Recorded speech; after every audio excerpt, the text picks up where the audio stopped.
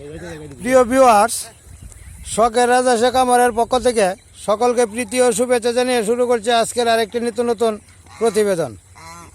যাই হোক প্রিয় ভিউয়ার্স, আজকের আলোচ্য বিষয় হচ্ছে, এক ভাই আমাকে প্রশ্ন করলেন, 20টা হাঁসের বাচ্চা, বড় বাচ্চা ক্রয় করছেন, 20টার মধ্যে 20টাই নাক দিয়ে চোখ দিয়ে জল পড়ে মারা গিয়েছে, একটা বাচ্চাও টিকে নাই। এটার প্রধান কারণটা হচ্ছে, এই কারণটা নিয়ে আজকে আলোচনা করব, কেন মারা গেল আর কি করণীয়। যাই হোক প্রিয় ভিউয়ার্স, আমার চ্যানেলটি যারা এখনও সাবস্ক্রাইব করেন নাই, নিত্য নতুন ভিডিও পাইতে আমার চ্যানেলটি পাশে থাকার জন্য বিনীত অনুরোধ রইল। এখন আমি বারবার এই বলি যে রাজহাঁস খামার করার জন্য যদি ক্রয় করেন, তাহলে অবশ্যই একটা খামার থেকে ক্রয় করতে হবে জেনে শুনে। জানাশোনা খামার ছাড়া আপনি রাজহাঁসের বাচ্চা ক্রয় করবেন না, বা বড় হাঁসও ক্রয় করবেন না। একটা, দুইটা বা চারটা ক্রয় করলেন, এটা হলো আলাদা বিষয়। কারণটা হচ্ছে, এইগুলি লালন পালন করলেন শখের বসে, যদি বেঁচে থাকে ভালো, যদি মরে যায় তাও কোনো ক্ষতি নাই। কিন্তু খামারের উদ্দেশ্যে যদি হাঁসের বাচ্চা লালন পালন করেন আর যদি মারা যায়, তাহলে আপনার অনেক ক্ষতি হয়ে যাবে।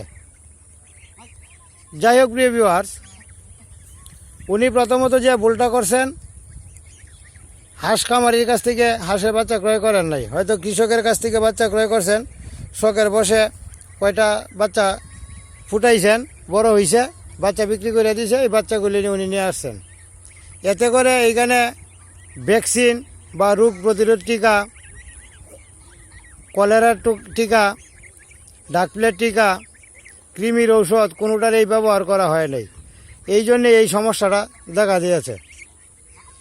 এইখানে যদি আরও 100 হাঁসও থাকতো, তাহলে 100 হাঁসই মারা যেত।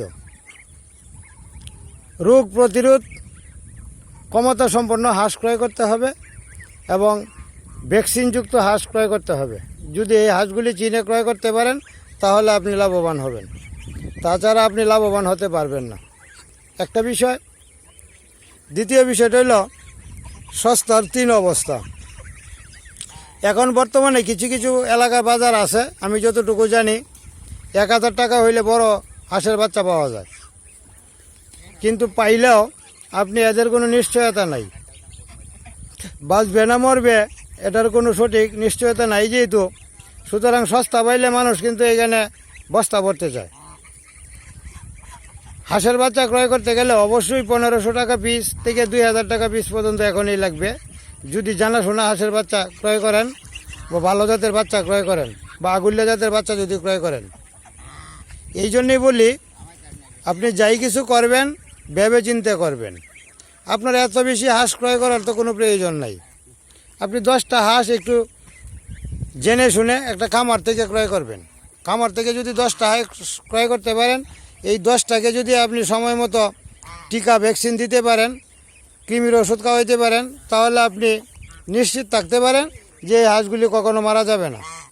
আর একটা বিষয় হচ্ছে, এত যদি অ্যাক্সিডেন্ট হইতো বা এইভাবে যদি হাঁস মারা যাইত, তাহলে অবশ্যই আমরা এত হাঁস লালন পালন করতে পারতাম না, কোনো অবস্থাতেই সম্ভব হইতো না। হাঁস মারা যাইত আর আমরা ফকির হয়ে যেতাম। উনি এই ভুলটাই করছেন, আর এই ভুলটার মাসুলি উনি দিতেছেন এখনও।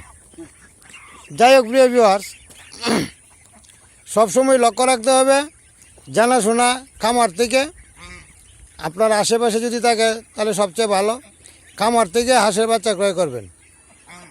একটা খামারের বাচ্চা কখনোই হঠাৎ করে রোগে আক্রমণ করতে পারে না, আর আক্রমণ করলেও হঠাৎ করে এই বাচ্চাটা মারা যাবে, এটা কোনো অবস্থাতেই ভাবা ঠিক না। যাই হোক প্রিয় ভিউয়ার্স, আমরা যারা হাঁসের সাথে সম্পৃক্ত বা সংযুক্ত, তারা অবশ্যই এই বিষয়গুলি মাথায় রাখি সর্বক্ষণই। আর একটা বিষয় হচ্ছে, ওনার হাঁসের নাক দিয়ে পানি ঝরা অর্থাৎ সর্দি লাগছে, সর্দির চিকিৎসা উনি করেন নাই। একটা বিষয়, তৎক্ষণাৎই তার চিকিৎসা করতে হবে। যদি চিকিৎসা করতে পারেন, তাহলে অবশ্যই হাঁসটা মারা যাবে না। আর একটা বিষয় হচ্ছে, পানির যে সংকলন বা পানির যে ব্যবস্থা বা খাদ্য তালিকা এইগুলি সম্পর্কে আগেই একটা পূর্ব প্রস্তুতি নিতে হবে বা ধারণা থাকতে হবে। যদি কারো এই ধরনের কোনো ধারণা না থাকে হঠাৎ করে কামার করলে কামারের অ্যাক্সিডেন্ট ঘটতেই পারে। আগে আপনার একটা ধারণা নিতে হবে হাঁসগুলিকে আমি কীভাবে লালন পালন করব, কিভাবে খাওয়াবো, কি কি খাদ্য তাকে পরিবেশন করব, কখন পরিবেশন করব এবং খাদ্যটা কী ধরনের খাদ্য হতে হবে। এখন যদি আমি দানাদার খাদ্য হিসেবে ধান, পচা ধান বা বাসি ধান বা উমে আসা ধান যদি দেওয়া থাকি তাহলে তার পেটে অবশ্যই সমস্যা দেখা দিতে পারে এবং সমস্যা হইতেই পারে। খাদ্যটা দিতে হবে ফ্রেশ, পানি দিতে হবে ফ্রেশ, ঘাস দিতে হবে, অর্থাৎ সার্বিক সহযোগিতা তাকে করতে হবে, তখনই সে রোগমুক্ত থাকবে। উনি হয়তো বা হাঁস ক্রয় করছেন, ক্রয় করার পরেই যদি আপনি আপনার দায়িত্ব মনে করেন যে শেষ আর দায়িত্ব নাই, তাহলে আপনি কামার জগতে না আসাটাই ভালো। ওনার কথা শুনে খুব কষ্ট লাগলো। উনি আমার কাছে জানতে চাইলেন পরামর্শ হাঁস মারা যাওয়ার পরে পরামর্শ দেওয়া মানে আমিও এক বোকা আর উনিও এক বোকা।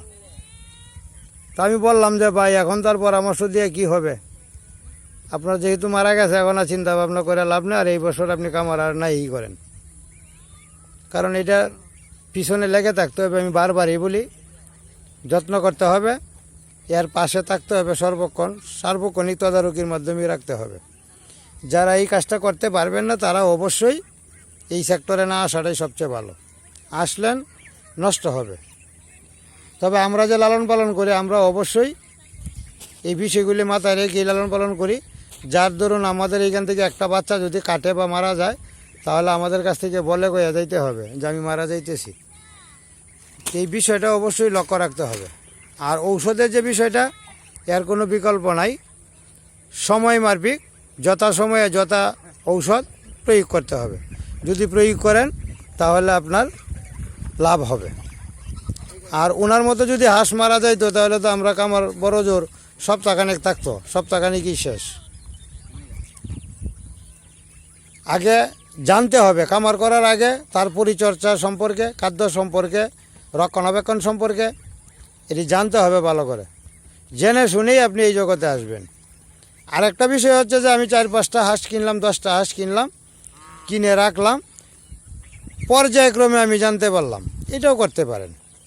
মারা গেলে অল্প পরিমাণ হাঁস মারা গেল, আর এত বড় কামার করে এইভাবে যদি হাঁস লালন পালন করেন আর এইভাবে যদি মারা যায় তাহলে ভিক্ষার থলি নিতে আর বেশি সময় লাগবে না। যাই হোক প্রিয় ভিউয়ার্স, যারা কামার করছেন তাদের প্রতি বিশেষ অনুরোধ থাকবে অবশ্যই যত্ন করবেন এবং সকাল বিকাল লক্ষ্য রাখতে হবে, পরিচর্যা করতে হবে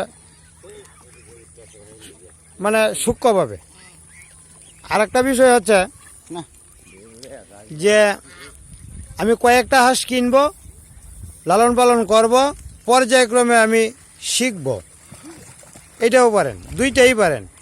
তবে শেখার জন্য যদি করেন তাহলে কম পরিমাণে করবেন, আর যদি মনে করেন বাণিজ্যিকভাবে করতে চান তাহলে আগে শিখতে হবে, শিখে তারপরে করতে হবে। যাই হোক প্রিয় ভিউয়ার্স, আমাদের আগে প্রশিক্ষণ আমি না নিয়ে আমি শুরু করছি, কিন্তু পর্যায়ক্রমে 1-2 বছর যাওয়ার পর থেকে আস্তে আস্তে ধাক্কা খেয়ে আমিও শিখেছি এবং এখন এই পর্যায়ে আছি। এখন মোটামুটি আমি মানে নিশ্চিন্ত আর কি, যে আর কোনো ক্ষতির সম্ভাবনা হওয়ার নাই।